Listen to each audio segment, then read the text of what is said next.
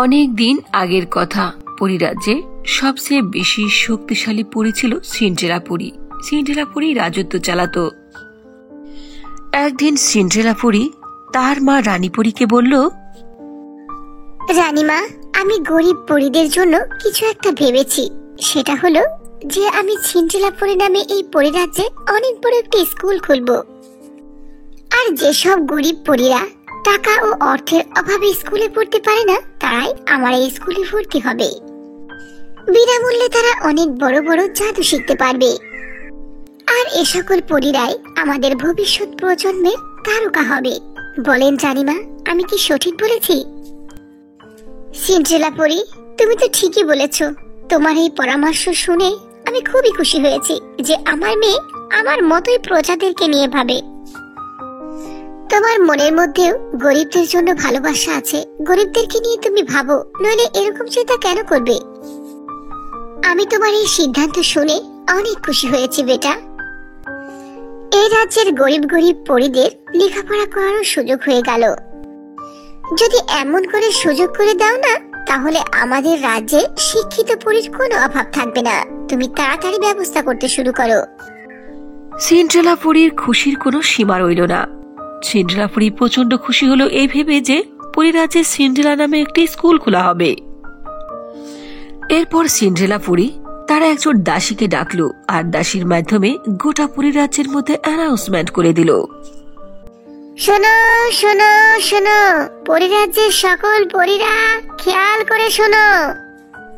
আমাদের পরিরাজ্যে সিন্ড্রেলা পরী অনেক বড় একটি স্কুল তৈরি করছে। যে সকল পরীদের কাছে জাদুবিদ্যা কম, অথবা যাদের কাছে টাকা নেই জাদুবিদ্যা শেখার জন্য স্কুলে ভর্তি হওয়ার, তারা এই সিন্ড্রেলা পরীর স্কুলে ভর্তি হতে পারো। সিন্ড্রেলা পরীর স্কুলে লেখাপড়া করার জন্য কোনো টাকা পয়সা দিতে হবে না। সিন্ড্রেলা পরী ফ্রিতে সবাইকে জাদুবিদ্যা শেখাবেন। দুদিন পরে সিন্ড্রেলা পরীর স্কুল উদ্বোধন হবে। সেখানে সকল পরীরা উপস্থিত থাকিবে। এই অ্যানাউন্সমেন্ট শোনার পরে গরিব পরীদের মনের মধ্যে হাসি ফুটল। তারা একে অপরের সাথে বলাবলি করতে লাগলো, স্বপ্না পরী, এখন তো তোমার মনের আশা পূর্ণ হবে, তাই না? তুমি সবসময় স্কুলে ভর্তি হতে চাইতে। জাদুবিদ্যা শেখার তোমার কত ইচ্ছে, কিন্তু টাকা পয়সার অভাবে স্কুলে তুমি ভর্তি হতে পারো না। এখন তোমার জাদুবিদ্যা শেখার অনেক বড় সুযোগ হয়ে গেল। সিন্ড্রেলা পরীর স্কুলে ফ্রিতে লেখাপড়া করাবে। স্বপ্না, আমি আশা করছি যে তুমি জাদুবিদ্যা শিখে অনেক বড় শক্তিশালী পরী হবে। হ্যাঁ আরতি পরী, তুমি ঠিকই বলেছ। আমি খুবই পরিশ্রম ও মনোযোগ দিয়ে লেখাপড়া করব, যাতে করে আমি অনেক বড় বড় জাদুবিদ্যা শিখতে পারি। আর তুমিও আমার সঙ্গে স্কুলে যাবে, একসঙ্গে লেখাপড়া করব, ঠিক আছে? এভাবেই সকল পরীরা বলাবলি করছিল আর খুশি হচ্ছিল। এই অ্যানাউন্সমেন্ট যা ছিল তাদের জন্য অনেক বড় গনিমত ও উপহারের মতো। 2 দিন পার হয়ে গেল। 2 দিন পর সিন্ড্রেলা পরী তার মা রানী পরীকে সঙ্গে করে নতুন স্কুলের উদ্বোধন করতে গেল। আর পরিরাজ্যের ওই সমস্ত পরীরা যাদের কাছে টাকার অভাবে স্কুলে ভর্তি হতে পারে না, তারা সবাই উপস্থিত হলো সিন্ড্রেলা পরীর স্কুলে। সবার দৃষ্টি আকর্ষণ করে সিন্ড্রেলা পরী বলল, এখানে উপস্থিত সকল পরীদেরকে ধন্যবাদ ও স্বাগতম। তোমরা সবাই খুবই পরিশ্রম ও মনোযোগ দিয়ে লেখাপড়া করবে। খুবই মনোযোগ দিয়ে জাদুবিদ্যা শিখবে। জাদুবিদ্যা শেখা সহজ কাজ নয়। জাদুবিদ্যা শিখতে গেলে অনেক পরিশ্রম করতে হবে, মনোযোগ দিয়ে লেখাপড়া করতে হবে। আজ থেকে আমি তোমাদের জাদুবিদ্যা শেখানো শুরু করব।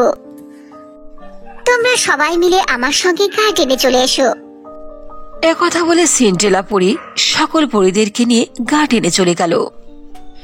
এরপর সিন্ড্রেলা পরী এক এক করে সকল পরীদেরকে জাদুবিদ্যা শিখাতে লাগলো। সকলেই খুশি মনে জাদুবিদ্যা শিখতে আরম্ভ করলো। ওদের সবচেয়ে বেশি আগ্রহী ও মেধাবী ইন্টেলিজেন্ট ছিল স্বপ্না পরী। দেখতে দেখতে কিছুদিনের মধ্যেই স্বপ্না সিন্ড্রেলা পরীর স্কুলের সবচেয়ে মেধাবী ছাত্রীতে পরিণত হলো।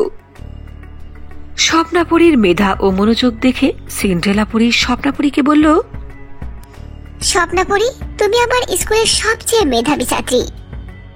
যদি তুমি এভাবে মন দিয়ে লেখাপড়া করতে থাকো তাহলে একদিন আমার মতোই অনেক শক্তিশালী পরীতে পরিণত হবে।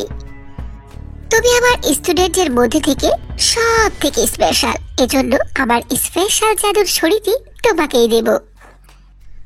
আমার এই জাদুর ছড়ির দ্বারা তুমি অতিরিক্ত কিছু জাদু শিখতে পারবে। সিন্ড্রেলা পরি, এই সবই তো আপনার অনুদান, আপনার দয়া। যদি আপনি আমাদের মতো গরিব পরিদের জন্য স্কুল না খুলতেন তাহলে তো আমরা স্কুলেই ভর্তি হতে পারতাম না। আপনাকে অনেক অনেক ধন্যবাদ। আমি আপনার এই জাদুর ছড়ির সম্মান রক্ষা করব, মনোযোগ দিয়ে সব সময় লেখাপড়া করব। আপনি দোয়া করবেন আমি যেন আপনার মতো অনেক বড় শক্তিশালী পরি হতে পারি। এরপর সিন্ড্রেলা পরি স্বপ্নাপুরীর জন্য স্কুলের সকল ছাত্রীদের সাথে করে অনেক জোরে জোরে হাততালি দিল। স্বপ্নাপুরীর এত সম্মান ও অতি দেখে ওই ক্লাসের নয়না ও সুনয়না নামে দুইজন পরি হিংসায় জ্বলতে লাগলো। একদিন নয়না পরি সুনয়না পরীকে বলল, সুনয়না দেখো, সব সময় সিন্ড্রেলা পরি স্বপ্নাপুরীর প্রশংসা করে, আমার না এসব আর সহ্য হয় না। আমার তো স্বপ্নাপুরীকে দেখতে ইচ্ছে করে না। ও সব সময় লেখাপড়া করে আর সব সময় সিন্ড্রেলা পরীর কাছে কাছে থাকে, দেখেছো? নয়না পরি, তুমি তো ঠিকই বলেছো, কিন্তু কি করার আছে বলো? স্বপ্নাপুরী তো আসলে অনেক ইন্টেলিজেন্ট। স্কুল ছুটির পর বাড়িতে গিয়েও সে লেখাপড়া করে। স্বপ্নাপুরীকে তো লেখাপড়া থেকে বাদ দেওয়ানোর কোনো চান্স নেই। আচ্ছা ঠিক আছে, আমরা একটা কাজ করতে পারি, ওকে স্কুলে আসা থেকে বাধা দিতে পারি। ওকে যদি বাধা না দেওয়া যায় আর এভাবে লেখাপড়া করতে থাকে তাহলে একদিনও অনেক উপরে উঠে যাবে, তাই এখনই ওকে বাধা দিতে হবে। আচ্ছা সুনয়না পরি, যদি আমরা স্বপ্নাপুরীর জাদুর লাঠিকে ভেঙে ফেলি তাহলে কি হবে বলো তো? অনেক মজা হবে, তাই না? হ্যাঁ নয়না পরি, তুমি ঠিকই বলেছো। যখন স্বপ্নাপুরী বাড়িতে গিয়ে ঘুমায় যাবে তখন ওর জাদুর লাঠিকে নিয়ে আমরা ভেঙে ফেলবো। আর যখন সিন্ড্রেলা পরি জানবে যে স্বপ্নাপুরী হিয়ালি করে তার জাদুর লাঠিকে ভেঙে ফেলেছে তখন সিন্ড্রেলা পরি অনেক রেগে যাবে আর ক্লাসের সবার সামনে অনেক অপমান করবে। কি যে মজা পাবো! এসব প্ল্যান করে দুই বোন নয়না ও সুনয়না চলে গেল রাত্রিবেলা স্বপ্নার বাড়িতে। সেখানে গিয়ে দেখলো স্বপ্না ঘুমিয়ে পড়েছে। তারা দুই বোন মিলে জাদু লাঠিকে চুরি করে একটি কুয়ার মধ্যে ফেলে দিল। সকালবেলা স্বপ্নাপুরী যখন ঘুম থেকে উঠল সে তাড়াতাড়ি স্কুলে যাওয়ার জন্য রেডি হয়ে গেল। এরপর সে জাদু লাঠি খোঁজার ট্রাই করতে লাগলো। স্বপ্নাপুরী জাদুর লাঠি খোঁজার জন্য অনেক চেষ্টা করলো, গোটা ঘর তন্ন তন্ন করে খুঁজলো, কিন্তু কোথাও জাদুর লাঠি পেল না। সকাল থেকে সন্ধ্যা হয়ে গেল, স্বপ্নাপুরী স্কুলেও যেতে পারল না। নাওয়া খাওয়া বাদ দিয়ে সে ঘরের কোণে বসে কান্না করতে লাগলো। আমার জাদুর লাঠি কোথায় গেল? সিন্ড্রেলা পরি তো আমাকে জাদুর লাঠি উপহার দিয়েছিল। যখন উনি জানবেন আমি আমার জাদুর লাঠিকে হারিয়ে ফেলেছি, আল্লাহ জানে উনি আমাকে কি কি বলে অপমান করবেন। পরের দিন যখন সকাল হলো তখন স্বপ্নাপুরী রেডি হয়ে স্কুলে গেল আর সিন্ড্রেলা পরীকে জাদুর লাঠির সম্পর্কে সব কথা খুলে বলল। জাদুর লাঠি হারিয়ে যাওয়ার কথা শুনে সিন্ড্রেলা পরী প্রচন্ড রেগে গেল আর স্বপ্নাপুরীকে থাপ্পড় মেরে বলল, সিন্ড্রেলা পরি, আমি তোমাকে অনেক ইন্টেলিজেন্ট মনে করেছিলাম, অনেক কাছের মনে করেছিলাম। আপন ভেবেই আমি তোমাকে আমার স্পেশাল জাদু লাঠিতে উপহার দিয়েছিলাম। আমি কখনোই ভাবিনি যে তুমি এভাবে হিয়ালি করে এত দামি জাদুর লাঠিটিকে হারিয়ে ফেলবে। ও বুঝেছি, আমি তোমার প্রশংসা করি বলে তুমি হাওয়াতে ওড়ো, তাই না? তোমার মতো বেপরোয়া স্টুডেন্টের আমার স্কুলে কোনো প্রয়োজন নেই। যাও যাও, তুমি আমার স্কুল থেকে বের হয়ে যাও, আর কখনো আসবে না। সিন্ড্রেলা পরি, আমাকে আপনি ক্ষমা করে দেন। আমি জাদু লাঠির অনেক খেয়াল রাখি, সারাদিন সাথে রাখি। এ রাতে আমার পাশে নিয়েই ঘুমিয়েছিলাম, কিন্তু ঘুম থেকে উঠে দেখি আর নেই। আমি জানি না জাদু লাঠি কোথায় চলে গেছে। ছোটবেলা থেকে আমার অনেক শখ, আমি লেখাপড়া করে অনেক শক্তিশালী পরি হব। আপনি আমাকে স্কুল থেকে বের করে দেবেন না, প্লিজ। শোনো স্বপ্নাপুরী, তোমার চোখের পানি দেখিয়ে আমার মন গলাতে পারবে না। এটা আমার পার্সোনাল স্কুল, আমি যাকে ইচ্ছা তাকে রাখবো, যাকে ইচ্ছা তাকে বের করে দেব। তাই বলছি, কথা না বাড়িয়ে এই মুহূর্ত থেকে স্কুল থেকে বের হয়ে যাও। কি ব্যাপার নয়না, জাদুর ছড়িটা এত বেশি ইম্পর্টেন্ট ছিল আমরা তো জানতামই না। আমরা তো ভেবেছিলাম যে জাদুর লাঠি হারিয়ে ফেললে সিন্ড্রেলা পরি হয়তো রেগে কয়েকদিনের জন্য স্বপ্নাপরীকে স্কুলে ঢুকতে দেবে না, কিন্তু না, এখন তো দেখছি একেবারে স্কুল থেকে বের করে দিল। হ্যাঁ হ্যাঁ শোনাই না, ভালোই হয়েছে। স্বপ্নাপুরী তো একবারে স্কুল থেকে গেল গা। এবার এই ক্লাসে আমরা দুই বোন রাজ করব, আমরাই হব এই ক্লাসের মধ্যে ফার্স্ট। নয়না ও সুনয়না দুই পরিবোন প্রচন্ড খুশি ছিল যে তারা এইবার স্কুলের মধ্যে ফার্স্ট হবে। ওদিকে স্বপ্নাপুরী স্কুল থেকে বের হয়ে এসে স্কুলের দিকে তাকিয়ে তাকিয়ে খুবই কান্না করতে লাগলো। এভাবেই বেশ কিছুদিন কেটে গেল। একদিন স্বপ্নাপুরী তার বান্ধবী আরতিপুরীর কাছে গেল আর বলল, আরে আরতিপুরী, তুমি কয়েকদিন হচ্ছে স্কুলে কেন যাও না? আমাকে তো বের করে দিয়েছে, এজন্য যেতে পারছি না। কিন্তু তুমি কেন ছুটি কাটাচ্ছ? আমি না হয় শক্তিশালী পরি হতে না পারলাম, তুমি তো হবে। সিন্ড্রেলা পরি, তুমি স্কুল থেকে বের হয়ে এসেছো, ভালোই হয়েছে। তুমি তো জানো না যে আমাদের স্কুলে কি কি হয়। দুদিন আগে আমি স্কুল থেকে বের হয়ে এসেছি। কেন জানো? আমি সিন্ড্রেলা পরীকে দেখেছি একজন ভয়ঙ্কর ডাইনির সঙ্গে কথা বলতে। কি বলো আরদি, সিন্ড্রেলা পরীর স্কুলে ভয়ঙ্কর ডাইনি? আমার তো কিছুই বুঝে আসছে না। স্বপ্না পরি, তুমি আমার জানের দোস্ত, তোমার উপর আমার বিশ্বাস আছে, এজন্যই আমি তোমাকে বলছি। সিন্ড্রেলা পরি গরিব ছাত্রীদের জন্য স্কুল খুলে নেয়, সে খুলেছে নিজের স্বার্থে। সে ওই ভয়ঙ্কর ডাইনির সঙ্গে চুক্তি করেছে। সে অনেক শক্তিশালী হতে চায়। পরিরাজ্যে ও পৃথিবী রাজ্যে দুই রাজ্যের ভয়ঙ্কর শক্তিশালী পরিতে পরিণত হবে আর দুই রাজ্যে রাজত্ব করবে। সেজন্য সিন্ড্রেলা পরীর স্কুলের সকল মাসুম ছাত্রীদেরকে কালা জাদু শিক্ষা দিচ্ছে। কি বলো আরতিপুরী, সিন্ড্রেলা পরী এমনটা? আমরা কিছুতেই সিন্ড্রেলা পরীকে সফল হতে দেব না। আমি এই সব কথা রানীপুরীর কাছে বলে দেব। রানীপুরী যখন জানতে পারবে যে ওনার মেয়ে এসব করছে, তখন অবশ্যই উনি ওনার মেয়েকে বাধা দেবে। এসব শুনে স্বপ্নাপুরী দ্রুত সিন্ড্রেলাপুরীর স্কুলে গেল। সেখানে গিয়ে দেখলো সিন্ড্রেলাপুরী একটি দুষ্ট ডাইনির সঙ্গে কথা বলছে। পেছনে দাঁড়িয়ে স্বপ্নাপুরী তাদের দুজনের কথাবার্তা সব শুনে ফেলল। সিন্ড্রেলা পরী, আমি তো ভাবতেও পারিনি যে এত সহজেই তুমি পরিরাজ্যের সকল পরী বাচ্চাদেরকে কালা জাদু শিখাতে পারবে। আমরা আমাদের প্ল্যানে সাকসেস হয়েছি। আমি 50 জন পরীদেরকে কালে সঙ্গে করে নিয়ে যাব। কি সহজেই তুমি এগুলো পরীদেরকে বোকা বানিয়েছো, তাদেরকে জাদুর পরিবর্তে কালা জাদু শিখিয়েছো। ঠিক আছে জাদুকরণী, আমি কালকেই তোমার কাছে ওই সকল স্টুডেন্টদেরকে সুপর্দ করব যারা কালো জাদু শিখে ফেলেছে। কিন্তু বিনিময়ে তোমাকে আকাশ, পাতাল ও পৃথিবীর সব জায়গার জাদুর ছড়ি আমার হাতে তুলে দিতে হবে। আমি যেন পৃথিবীর মধ্যে সবচেয়ে শক্তিশালী পরীতে পরিণত হই। গোটা পৃথিবীতে আমি রাজ করতে চাই। এই পরিরাজ্যের পরীদের কালা জাদু শিখাতে আমার অনেক পরিশ্রম করতে হয়েছে, অনেক শক্তি লেগেছে, অনেক কষ্ট করেছি আমি। জাদুকরণী ডাইনি, তুমি তো জানো না, আমার স্কুলে এমন এক ইন্টেলিজেন্ট ছাত্রী ভর্তি হয়েছিল, ওর নাম হলো স্বপ্না। ও যদি এই স্কুলে থাকতো তাহলে আমি কখনোই সফলকাম হতে পারতাম না আমার প্ল্যানে। ও ছিল অনেক বুদ্ধিমান, এজন্য ও আমার সব প্ল্যান বুঝে ফেলতো। তাই একটা দোষ হওয়ার সঙ্গে সঙ্গে ওকে স্কুল থেকে বের করে দিয়েছি। সিন্ড্রেলা পরী, তুমি এসব নিয়ে ভেবো না, অবশ্যই তোমার কষ্টের ফল তুমি পাবেই। তুমি পৃথিবীর মধ্যে সবচেয়ে শক্তিশালী পরীতে পরিণত হবে, তুমি রাজত্ব করবে।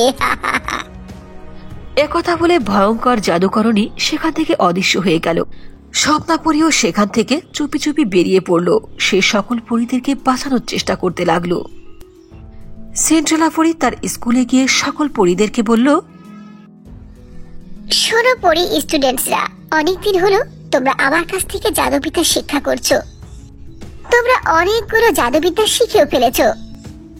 এখন আমি চাইছি যে তোমাদেরকে সঙ্গে করে আমি একটা পিকনিকে ঘুরতে যাব। তোমরা কি রাজি আছো? হ্যাঁ হ্যাঁ সিন্ড্রেলা ম্যাম, আমরা সবাই আপনার সঙ্গে পিকনিকে যাব, কত মজা হবে।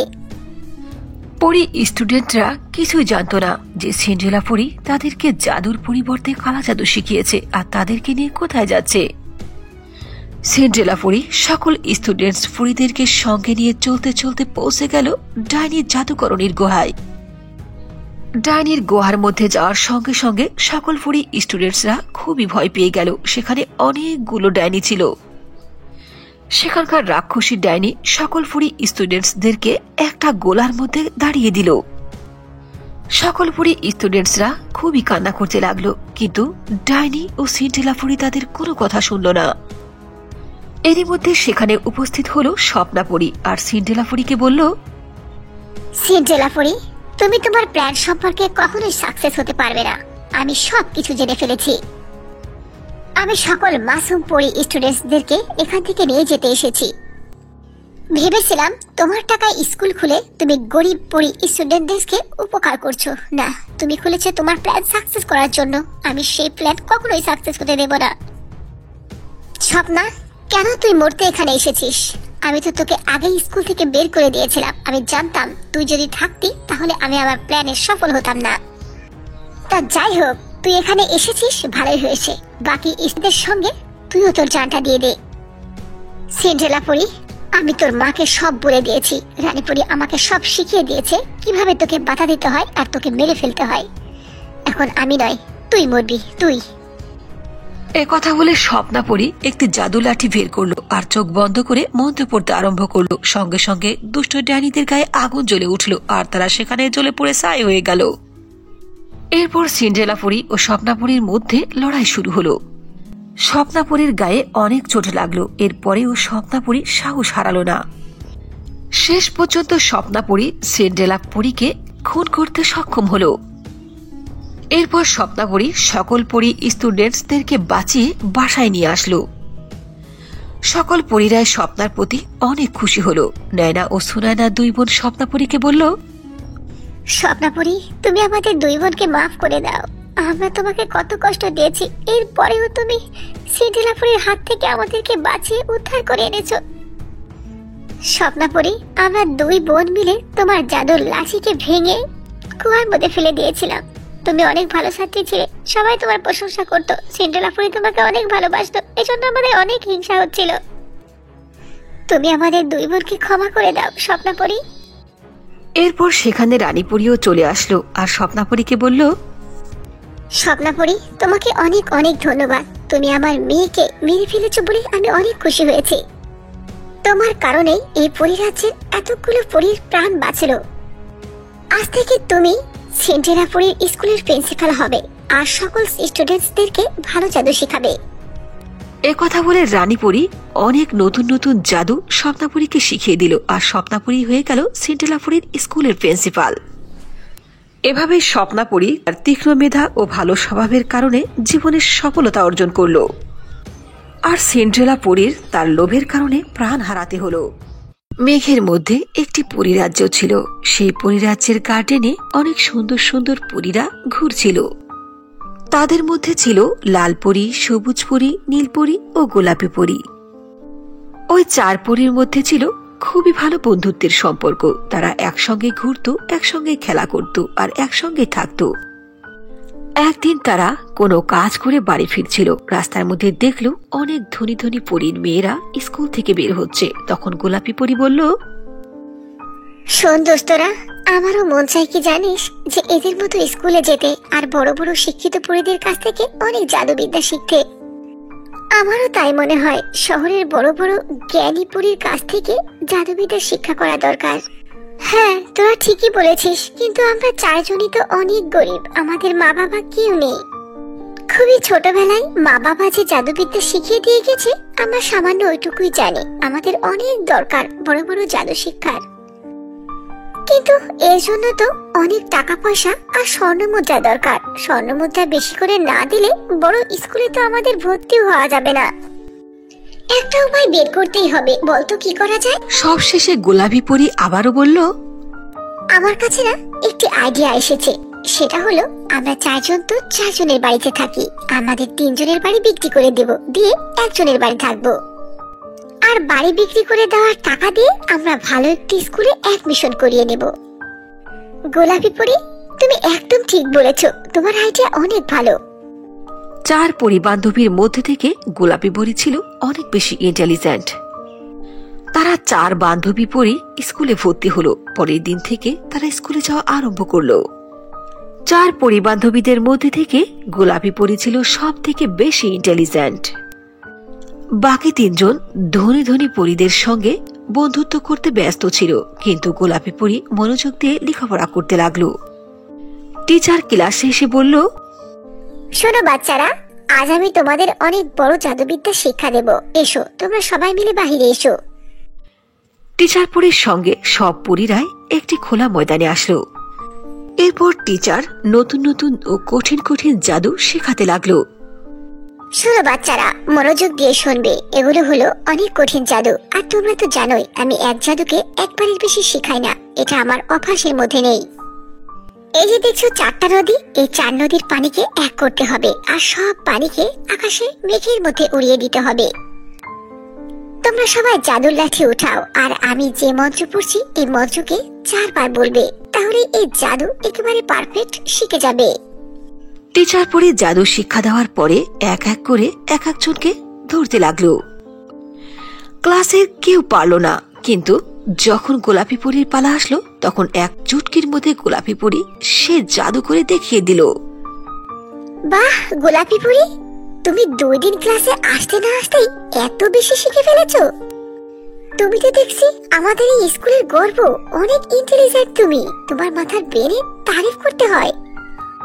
দেখবে ভবিষ্যতে একদিন তুমিও আমার মতো টিচার হয়ে গেছো। টিচার পরী, আপনি দোয়া করবেন। আমার অনেক ইচ্ছে যে আপনার মতো একজন টিচার পরী হব, আমার ছোটবেলার শখ। টিচার পরীর মুখে গোলাপি পরীর এত প্রশংসা দেখে লাল পরী, সবুজ পরী ও নীল পরী হিংসায় চলতে লাগলো। তারা তিনজনে আলাদা হয়ে বলতে লাগলো, দেখ লাল পরী, সবুজ পরী, গোলাপি পরীর কত প্রশংসা করছে টিচার পরী।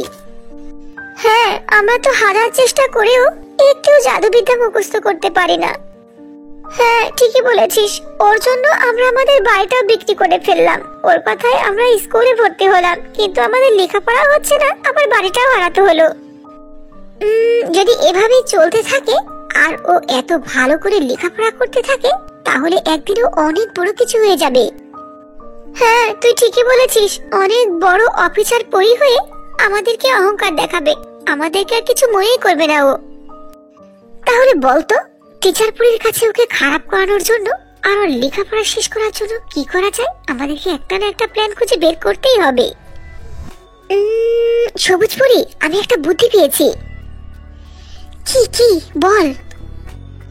টিচার পরীর শরীর অসুস্থ, এজন্য ছোটদের ক্লাস নিতে গোলাপি পরীকে বলেছিল। আমরা সবাই প্ল্যান করে ওই ক্লাস নিতে যেতে গোলাপি পরীকে বাধা দেব, তাহলে দেখবি টিচার পরী কত রেগে যায়। তুই একদম ঠিক আইডিয়ার কথা বলেছিস। কামিনী টিচার পরী যে রাগী আর স্ট্রিক্ট, যদি গোলাপি পরী ক্লাস নিতে না যায় তাহলে অনেক রেগে যাবে কামিনী টিচার পরী।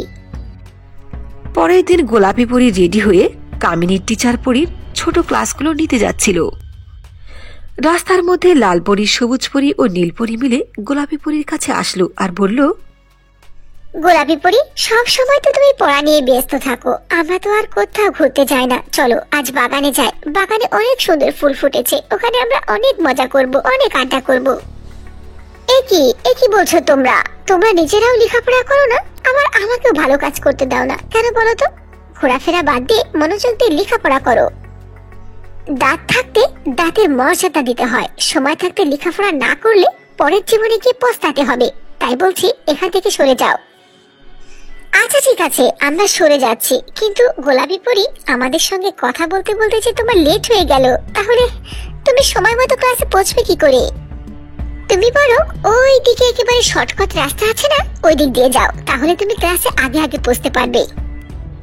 এ কথা বলে লাল, সবুজ ও নীল পরী গোলাপি পরীকে ভুল রাস্তা দেখিয়ে দিল। গোলাপি পরী লাল, সবুজ ও নীল পরীর বলা অনুযায়ী সেই রাস্তায় চলতে লাগলো। হাঁটতে হাঁটতে বিকেল হয়ে গেল, কিন্তু সে রাস্তার সন্ধান পেল না। আমি বুঝতে পেরেছি, ওদের সঙ্গে বাগানে ঘুরতে যায়নি বলে ওরা আমাকে ভুল রাস্তা দেখিয়ে দিয়েছে। এরপর অনেক কষ্ট করে খুঁজতে খুঁজতে গোলাপি পরী সন্ধ্যের সময় বাড়ি ফিরল।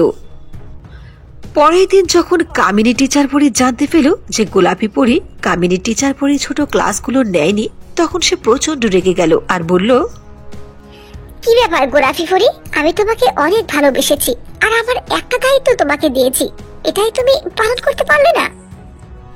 তোমাকে অনেক ইন্টেলিজেন্ট আর বুদ্ধিমান ভালো মেয়ে মনে করেছিলাম, কিন্তু না।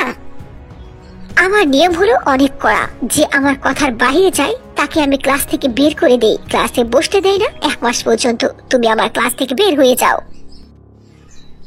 টিচার পড়ি, আপনি আমাকে ক্ষমা করে দিন, আমার ভুল হয়ে গেছে। কিন্তু কামিনী টিচার পরি গোলাপি পরীর কোনো কথাই শুনল না। গোলাপি পরীকে ক্লাস থেকে বের করে দিল 1 মাসের জন্য। গোলাপি পরীকে অপমান হতে দেখে লাল, সবুজ ও নীল পরী প্রচন্ড খুশি হলো। এই শোন, 1 মাস যদি গোলাপি পরী ক্লাস না করে তাহলে ও সব কিছু ভুলে যাবে। এই 1 মাসে নতুন নতুন কত জাদুবিদ্যা শিক্ষা দেবে, সেগুলো তো ও শিখতে পারবে না। ও তো মূর্খই রয়ে যাবে। আমাদের মনের আশাটা এইবার পূর্ণ হবে। গোলাপি পরীর মন খারাপ হয়ে গেল। এরপরেও গোলাপি পরী তার সাহস হারালো না। সে চেষ্টা চালিয়ে গেল। সবার চোখে আড়াল করে সে ক্লাসের বাহিরে দাঁড়িয়ে মনোযোগ দিয়ে টিচারের কথা শুনত। সে ক্লাসরুমের বাহিরে জানালার পাশে দাঁড়িয়ে দাঁড়িয়ে টিচারের সব জাদুবিদ্যা শিখে ফেলল। 1 মাস পরে পরীদের ক্লাসে বোর্ড পরীক্ষা আরম্ভ হয়ে গেল। সেখানে বোর্ড থেকে পরী টিচাররা এসে বাচ্চাদের পরীক্ষা নিতে লাগলো। এক এক করে ক্লাসের সবাইকে ডাকলো আর পরীক্ষা নিতে আরম্ভ করলো। কিন্তু বোর্ড থেকে আগত শিক্ষক শিক্ষিকাদের একটি প্রশ্নের উত্তরও দিতে পারল না কোনো স্টুডেন্ট পরী। এসব দৃশ্য দেখে বোর্ড থেকে আগত টিচাররা কামিনী টিচারকে অপমান করতে আরম্ভ করলো। কি ব্যাপার কামিনী টিচার, আপনি কি এই ক্লাসের একটি ছাত্রকেও শিক্ষা দেন নাই? যদি একজনের প্রশ্নের উত্তর দিতে পারতো আর জাদুবিদ্যা দেখাতে পারতো তাহলে ভাবতাম যে আপনি চেষ্টা করেছেন, হয়তো ছাত্রীরাই শিখেনি। কিন্তু না, একজনও উত্তর দিতে পারছে না, তার মানে আপনার মধ্যে কমতি আছে। আপনি এইসব স্টুডেন্ট পরীদের জীবনটাকে নষ্ট করে ফেলছেন। ওই সময় গোলাপি পরী হাত তুলল আর বলল, ম্যাডাম, আপনি আমাদের কামিনী ম্যাডামকে ভুল বুঝবেন না। উনি অনেক চেষ্টা করে আমাদেরকে শিখিয়েছেন। হয়তোবা আমরা শিখতে ব্যর্থ হয়েছি। আপনি আমাকে টেস্ট করে দেখুন, আমি পারবো। গোলাপি পরীর মুখে একথা শুনে কামিনী টিচার ও ক্লাসের অন্যান্য স্টুডেন্ট পরীরা একেবারে আশ্চর্য ও হতভম্ব হয়ে গেল। কিরে, গোলাপি পরী একই কথা বলে? গোলাপি পরী তো 1 মাস থেকে ক্লাসেই বসেনি, ও কি করে এসব পারবে? এরপর বোর্ডের টিচার পরী প্রশ্ন করলো গোলাপি পরীকে। প্রশ্ন করার সঙ্গে সঙ্গে গোলাপি পরী ফটাফট উত্তর দিতে লাগলো আর অনেক বড় বড় ও কঠিন কঠিন জাদুবিদ্যা দেখিয়ে দিল। বাহ গোলাপি পরী, বাহ, তোমাকে অনেক ধন্যবাদ। তুমি হবে আমাদের ভবিষ্যৎ প্রজন্মের শিক্ষা অঙ্গনের একমাত্র আলোকিত তারকা। আজ থেকে লেখাপড়া শেষ হওয়া পর্যন্ত সব খরচের দায় দায়িত্ব আমাদের। ক্লাস টিচার কামিনী পরী প্রচন্ড খুশি হলো গোলাপি পরীর ওপরে। গোলাপি পরী, তুমি শুধু আমার সম্মানকে রক্ষা করনি, এই গোটা প্রতিষ্ঠানের সম্মানকে রক্ষা করেছো। তোমাকে অনেক ধন্যবাদ। গোলাপি পরীর এই সফলতা দেখে লাল, সবুজ ও নীল পরী হিংসায় চলতে লাগলো। সকল টিচাররা পরামর্শ সাপেক্ষে গোলাপি পরীকে আরো 4 ক্লাস উপরে উঠিয়ে দিল আর তাড়াতাড়ি ক্লাস বাই ক্লাস পাশ করে অনেক বড় অফিসার হয়ে গেল। এভাবে গোলাপি পরী তার কড়া মেহনতের মাধ্যমে জীবনের সফলতা লাভ করলো। পরীদের একটি খুবই সুন্দর রাজ্য ছিল। সেখানে খুবই সুন্দর সুন্দর পরীরা বাস করত। সেখানকার পরীরা পৃথিবীর মানুষের মতোই জীবন কাটাত। মানুষদের মতো তাদের মধ্যেও ভালো খারাপ ছিল। সেই পরীরাজ্যে একটি পরিবারে খুবই সুন্দর একটি পরিবাস করত। তার নীল নীল টানা চোখ, সোনার মতো চুল, দেখতে অন্যান্য সকল পরীদের থেকে খুবই বেশি সুন্দরী ছিল। তার নামও ছিল সোনাপরী। সোনাপরী তার সৎমা ও সৎবোনের সোনাপরীর সৎমা ও সৎবোন সোনাপরীর সঙ্গে খুব বেশি অত্যাচার করত।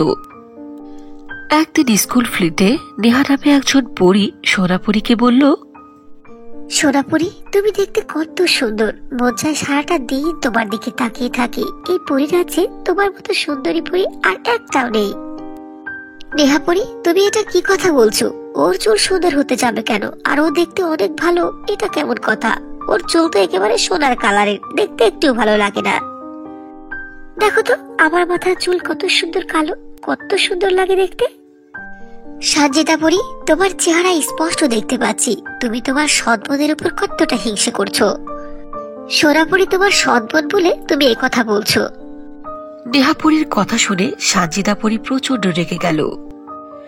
সে রাগতে রাগতে বাড়িতে এসে তার মায়ের কাছে সত্য মিথ্য মিশ্রিত করে অনেক কথা বলল। যখন সোনাপুরি বাড়ি ফিরল তখন তার সৎমা তাকে অনেক পেটালো আর বলল, কারণ জানি তোর জন্য আমার মেয়ের স্কুলে ইনসাল্ট হয় আর তুই লোকের সাথে সাথে হাসিস। এটা আমি কিছুতে বরদাস্ত করব না। কাল থেকে তোর স্কুলে যাওয়া বন্ধ। মা, সানজিদা মিথ্যে বলছে, কেউ ওকে নিয়ে হাসি ঠাট্টা করেনি। তাছাড়া আমার স্কুলে কদিন পরে ফ্যাশন কম্পিটিশন। যদি আমি স্কুলে না যাই তাহলে আমি ফ্যাশন কম্পিটিশনে অ্যাটেন্ড করব কি করে? তোর কোনো কথা চলবে না। তুই বাড়িতে বসে রান্না করবি আর আমাদের খাওয়াবি। অনেক সুখের জীবন কাটিয়েছিস, বুঝেছিস? সোনাপুরীর কোনো দোষ না থাকা সত্ত্বেও অপারগ হয়ে তার সৎমা ও সৎবোনের কথা মানতে হলো। সোনাপুরী স্কুলে যাওয়া বন্ধ করে দিল। সে বাড়িতে বসে ঘরের কাজ করতে আরম্ভ করলো। ঝাড়ু দেওয়া, ঘর মোছা, রান্না বান্না করা, কাপড় কাচা সব কাজ নিজের হাতেই করতে লাগলো। সোনাপুরী সারাটা দিন চাকরানির মতো কাজ করত, বিনিময়ে তার সৎমা তাকে ঝোটা খাবার খেতে দিত। একদিন সানজিদাপুরী স্কুল থেকে এসে তার মাকে বলল, মা, কাল আমার জন্মদিন, এজন্য অনেক শপিং করতে হবে আর বাড়িটা অনেক সুন্দর করে সাজাতে হবে। হ্যাঁ মামনি, আমার তো মনে আছে, আমি অনেক পরীদের দাওয়াত করেছি। অনেক ধনী ধনী পরীরা আসবে। সেখানেই দাঁড়িয়ে কাজ করছিল সোনাপুরী। সোনাপুরী একথা শোনার পর তার সৎমাকে বলল, মা, কালকে তো আমারও জন্মদিন। আমার পরার মতন কোনো কাপড় নেই, সব ছেঁড়া। আপনি যদি আমার জন্য একটি কাপড় কিনে আনতেন। কি, তোর জন্য নতুন জামা কিনবো? How dare you! তুই নিজেকে আমার মেয়ের সমান ভেবেছিস? তুই জেনে রাখ, তুই এই বাড়ির চাকরানি, শুধুই চাকরানি। একথা শুনে সোনাপুরী মন খারাপ করে আবারও কাজে লেগে গেল। সানজিদা ও তার মা শপিং এ গেল। তারা অনেকগুলো শপিং করলো। পরের দিন অনেক সুন্দর করে বাড়ি সাজালো। সোনাপুরী নিজের জন্মদিনে পুরাতন ছেঁড়া কাপড় পরে সানজিদার জন্মদিনের সবকিছু আয়োজন করছিল। কিছুক্ষণের মধ্যেই সকল পুরীরা এক এক করে চলে আসলো জন্মদিনের পার্টিতে। সানজিদার জন্মদিনের পার্টিতে রানীপুরীও এসেছিল। সোনাপুরী চাকরানির মতো সকল পুরীদের আপ্যায়ন করছিল। যখন রানীপুরীর চোখ পড়ল সোনাপুরীর দিকে, তখন রানীপুরী আশ্চর্য হয়ে গেল আর সোনাপুরীকে ডেকে বলল, এই মেয়ে, তুমি দেখতে এত সুন্দর। এই পরিরাজ্যে এত সুন্দরী পরি আর আমি একটাও দেখিনি। কি দারুণ তোমার মাথার চুল, গোল্ডেন কালারের। তুমি কেন বাড়িতে চাকরানির কাজ করছো? তুমি হবে এই রাজ্যের মডেল, পরীদের মডেল রানী। আগামীকাল আমাদের রাজ্যে ফ্যাশন শো কম্পিটিশন আছে। যে ওই ফ্যাশন শো কম্পিটিশনে জিতবে তাকে আমার ছেলের সঙ্গে বিয়ে দেব। আমি আশা করছি তুমি জিতবে আর আমার ছেলের বউ তুমি হবে। আগামীকাল কিন্তু ফ্যাশন শো কম্পিটিশনে তুমি আসবে, ঠিক আছে সোনাপুরী?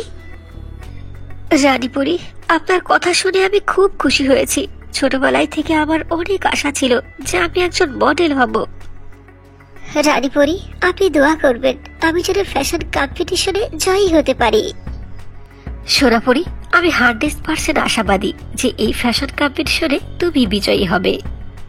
কারণ তোমার মতো সুন্দরী পরী এই পরিরাজ্যে একটিও নেই। পাশে দাঁড়িয়ে সানজিদা ও তার মা সব কথা বলল। এসব শুনে তারা হিংসায় চলতে লাগলো। মা, তাহলে তো ওই ফকিরের বাচ্চা সোনাপুরী এবার রাজরানী হয়ে যাবে। সেই তো ফ্যাশন কম্পিটিশনে জিতে যাবে আর রানীপুরী ওর ছেলের সঙ্গে ওকে বিয়ে দেবে। এখন কি হবে মা? সানজিদা, তুমি এসব নিয়ে ভেবো না মামনি। আমার নাম শকুন্তলা, আমি সবকিছু তছনছ করে দেব। এরপর পার্টি শেষ হয়ে গেল, যে যার বাড়ি চলে গেল। সব কাজ শেষ করে সোনাপুরী বিছানায় গিয়ে ঘুমিয়ে পড়ল। সুযোগ বুঝে শকুন্তলা ও সানজিদা দুইজন মিলে এক খুবই খারাপ জঘন্য কেমিক্যাল ঢেলে দিল সোনাপুরীর চুলে ও মুখে। বিষাক্ত কেমিক্যালের কারণে সোনাপুরীর মাথার চুল ও চেহারা একেবারে নষ্ট হয়ে গেল। সোনাপুরীর সোনার চুল সব উঠে গেল, সে একেবারে টাক হয়ে গেল আর তার চেহারার স্কিনও নষ্ট হয়ে গেল।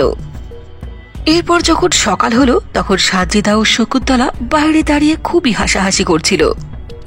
ওদিকে সোনাপুরী ঘুম থেকে উঠে গেল আর তার এই অবস্থা দেখে খুবই কান্না করতে লাগলো। মা, এতক্ষণে তো সবকিছু বুঝে গেছে। আরে ওকে তো রানীপুরি ডেকেছে ওর সৌন্দর্য আর সোনার চুল দেখে, ওই দুইটাই তো আমরা নষ্ট করে দিয়েছি। রানীপুরি ওকে আর কম্পিটিশনেও দিবে না, রানীপুরির ছেলের সঙ্গে ওর বিয়েও হবে না। দেখেছিস আমি কি শয়তান। সোনাপুরি পিছন থেকে তার সৎমা ও সৎবোনের কথা সবকিছু শুনে ফেলল। মা, তোমরা এতটা সর্বনাশ করতে পারলে আমার? এটা করা তোমাদের কিছুতেই উচিত হয়নি, আমি তোমাদের কোনোদিন ক্ষমা করব না। তুই কি ভেবেছিস যে তুই ফ্যাশন শো কম্পিটিশনে জয়ী হয়ে রানীপুরি ছেলের বউ হবি? আমরা কখনো হতে দেব না। এখন তোর চোখের পানি বোস আর সব স্বপ্ন দূর করে দিয়ে আমাদের জন্য রান্না কর, যা। সোনাপুরি ভীষণ কষ্ট পেয়েছিল, সে কান্না করতে করতে একটি নদীর কিনারে আসলো। মা, দেখেছো আমার কত দুঃখ, এই পৃথিবীতে বাঁচার আমার কোনো ইচ্ছে নেই, আমি নিজেকে শেষ করে দেব, এই নদীর পানিতে ঝাঁপ দিয়ে আমি আত্মহত্যা করব। সোনাপুরি যখনই নদীর পানিতে ঝাঁপ দিতে চায় ঠিক তখনই তার মায়ের মৃত আত্মা তার কাছে প্রকট হয় আর বলে, সোনাপুরি, তুমি কি জানো না যে আত্মহত্যা করা মহাপাপ? মা, তুমি কেন আমাকে ছেড়ে চলে গেছো মা? তুমি বলো আমি কেন পৃথিবীতে বাঁচবো? আমি কিসের সোনাপুরি? আমার সোনার চুলি তো আমার কাছ থেকে চলে গেছে। বেটা, তুমি কান্না করো না, আমি তোমার সবকিছু ঠিক করে দেব। এ কথা বলে সোনাপুরীর মায়ের মৃত আত্মা তার মুখ থেকে আলো প্রকট করলো। এতে সোনাপুরীর চোখ ঝলসে গেল আর মুহূর্তের মধ্যেই তার সৌন্দর্য আবারও ফিরে আসলো। তার চেহারার স্কিনও ফর্সা হয়ে গেল, তার মাথায়ও অনেক সুন্দর সোনার চুল গজালো। বেটা, তুমি এখন রানীপুরীর কাছে যাও, সেখানে ফ্যাশন শো কম্পিটিশনে জিতে রানীপুরীর পুত্রবধূ হবে, আমার দোয়া রইল। এ কথা বলে সোনাপুরীর মায়ের মৃত আত্মা সেখান থেকে অদৃশ্য হয়ে গেল। এরপর সোনাপুরী রানীপুরীর ফ্যাশন শো কম্পিটিশন প্রতিযোগিতায় অংশ নিল। একের পর এক সুন্দরী পরীরা মঞ্চে উঠে পারফরমেন্স করল। সকল পরীদের মধ্যে জাজদের কাছ থেকে সবচেয়ে বেশি নাম্বার পেয়ে ফ্যাশন শো কম্পিটিশনে জয়ী হল সোনাপুরী। সবাই অনেক জোরে তালি দিল আর রানীপুরী তার ছেলে আশিক কুমারের সঙ্গে সোনাপুরীর বিয়ে দিয়ে দিল। সোনাপুরীর সৎমা ও সৎবোন এসব জেনে সারাটা জীবন হিংসায় চলতে লাগলো। এদিকে সোনাপুরী রাজমহলে রাজরানী হয়ে তার স্বামী ও শাশুড়ির সঙ্গে সুখে শান্তিতে জীবন কাটাতে লাগলো। এই গল্পটি হলো খুবই পরিশ্রমী একটি মেয়ে শীতলের গল্প। কিছুদিন আগে একটি রোড অ্যাক্সিডেন্টে শীতলের বাবা ইন্তেকাল করেছে। শীতল তার বাড়িতে তার সৎমা ও সৎ বোনের সঙ্গে বাস করত। শীতলের সৎ মা সারেলা ও সৎ বোন মিনা শীতলকে অনেক অত্যাচার করত, তাকে মোটেও দেখতে পারত না। শীতলের বাবা একটি অটোরিকশা চালাতো। শীতলের বাবা রামুর ইন্তেকালের পরে সারেলা শীতলকে দিয়ে তার বাবার অটোরিকশা চালাতে লাগলো। শীতল সকালে উঠে তাড়াতাড়ি বাড়ির কাজ শেষ করে সে অটোরিকশা নিয়ে যেত রোডে। সারাটা দিন অক্লান্ত পরিশ্রম করে শীতল তার অটোরিকশা চালাতো। শীতল সারাটা দিন ইনকাম করে যে কয় টাকা উপার্জন হতো সবগুলোই তার সৎ মায়ের হাতে জমা দিত। মা, এই নিন আজকের টাকা।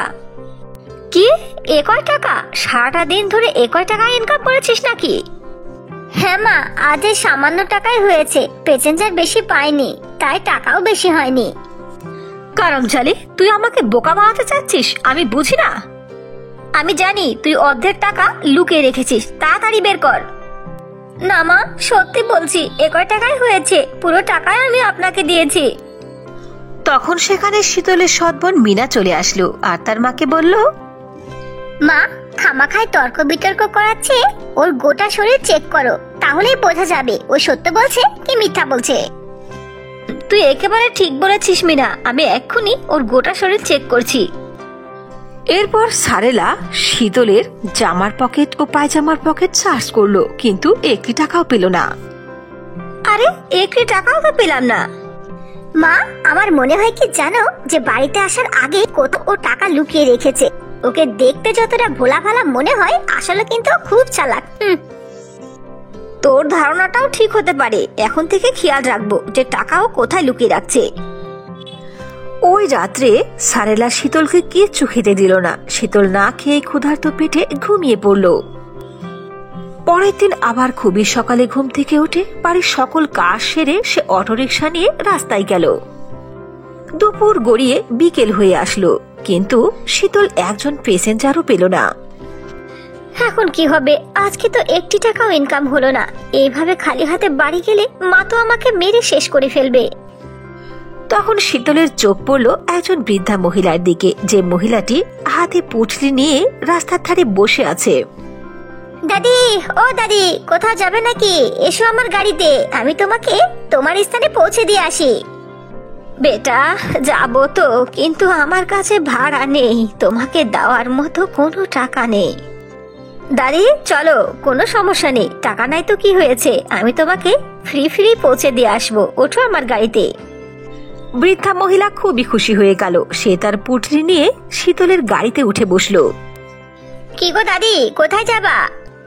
বেটা, আমাকে ওই হাসপাতালে নামিয়ে দিও। হাসপাতালে আমার ছেলে অসুস্থ, ভর্তি আছে, ওখানেই যাব। কিছুক্ষণ রাস্তা চলার পরে শীতল হাসপাতালের গেটে ওই বৃদ্ধা মহিলাকে নামিয়ে দিল। বেটা, তোমাকে অনেক অনেক ধন্যবাদ, তোমার মনটা অনেক পবিত্র, খোদা তোমাকে সব সময় সুখে রাখুক। দাদিমা, তুমি আমাকে ভাড়া দিতে পারোনি তো কি হয়েছে, আমাকে যে মন থেকে দোয়া দিচ্ছ, এই দোয়াটা ভাড়ার থেকে অনেক দামি। আমি এখন চললাম। কথা বলে শীতল তার অটো গাড়ি নিয়ে ব্যাক রাস্তায় চলে আসলো। কিছু রাস্তা চলে আসার পরে শীতলের চোখ পড়ল গাড়ির দিকে। আরে আরে, সেই বৃদ্ধা দাদি তো গাড়ির মধ্যে তার পুটলিটা রেখে গেছে। ও শিট, আমাকে আবার ফিরে যেতে হবে। কথা বলে শীতল তার গাড়ি ঘোরালো, আবারও হাসপাতালের দিকে চলল। হাসপাতাল গেটে গিয়ে দেখলো সেই বৃদ্ধা মহিলাটি ওখানেই দাঁড়িয়ে আছে। শীতলকে দেখে বৃদ্ধা মহিলাটি খুবই খুশি হলো। দাদিমা, এই নিন আপনার পুটলি। ভালোই হয়েছে আপনার সঙ্গে দেখা হয়ে, দেখা না হলে আমি এটা কিভাবে আপনাকে ফেরত দিতাম। নিন। বেটা, আমি ভুলে আমার এই পুটলিটা তোমার গাড়ির ভিতরে রেখে এসেছি। এর মধ্যে আমার ছেলের চিকিৎসার সব টাকা আছে। যদি তুমি এই পুটলিটা ফিরিয়ে না দিতে, তাহলে আমার ছেলে বিনা চিকিৎসায় মারা যেত। আজকে অপারেশন না করলে আমার ছেলেকে বাঁচানো যাবে না। তোমাকে ধন্যবাদ দেওয়ার মতো আমার ভাষা নেই বেটা। শীতল সেই টাকার পুটলিটিকে বৃদ্ধা মহিলার হাতে দিয়ে সেখান থেকে চলে আসলো। আজ 1 টাকাও ইনকাম হলো না। আজ বাড়িতে গেলে সৎমা মনে হয় আমাকে জানে মেরে ফেলবে। শীতল এসব ভাবছিল আর পথ চলছিল। কিছু দূর যাওয়ার পরে একটি বড় গাড়ি এসে শীতলের অটোকে ধাক্কা দেয়। এতে শীতলের অটো একেবারে উল্টো হয়ে যায় আর শীতল গাড়ি থেকে পড়ে যায়। রাস্তার আশেপাশের মানুষ শীতলকে একটি সরকারি হাসপাতালে নিয়ে গেল। সেই অ্যাক্সিডেন্টে শীতলের এক পা ভেঙে যায়। ডাক্তাররা শীতলের পাকে ব্যান্ডেজ করে দেয়। কিছুক্ষণ পরে খোঁড়াতে খোঁড়াতে শীতল বাড়ি ফিরে। শীতলকে দেখে তার সৎমা সারেলা প্রচন্ড রেগে যায়। আরে কারমজারি, টাকা পয়সা আনার খবর নেই, উল্টো পা ভেঙে এনেছিস। তোকে কে পালবে? এমনিতেই বাড়িতে অনেক খরচ। আমি আমার নিজের মেয়েকে কিভাবে লালন পালন করব তাই জানি না, তার উপর তোকে আমি কিভাবে খাওয়াবো? যা, বাড়ি থেকে বের হয়ে যা, তোর এই বাড়িতে কোনো প্রয়োজন নেই। কথা বলে সারেলা শীতলকে ধাক্কা দিয়ে বাড়ি থেকে বের করে দিল। শীতল কান্না করতে করতে বাড়ির বাইরে একটি জঙ্গলের মধ্যে গাছের নিচে বসলো আর খুবই জোরে জোরে কান্না করতে লাগলো। মা, বাবা, কেন তোমরা আমাকে একা ছেড়ে চলে গিয়েছো? আমাকে তোমাদের কাছে নিয়ে নাও। দেখো আমার কত কষ্ট। কিন্তু হঠাৎ করে শীতলের কাঁধে কে যেন হাত রাখলো। শীতল মাথা উঠিয়ে দেখলো সেই বৃদ্ধা মহিলাকে, যে বৃদ্ধা মহিলাকে শীতল ফ্রিতে হাসপাতালে পৌঁছে দিয়েছিল। বেটা, আমি জানি তোমার খুবই দুঃখ, তোমাকে সাহায্য করতে আমি এখানে এসেছি। কিন্তু দাদিমা, আপনি কি করে আমাকে সাহায্য করবেন? আপনি নিজেই তো অচল। কথা বলার সঙ্গে সঙ্গে সেই বৃদ্ধা মহিলাটি খুবই সুন্দর একটি পরীতে প্রকট হলো আর বলল, শীতল, আমি কোনো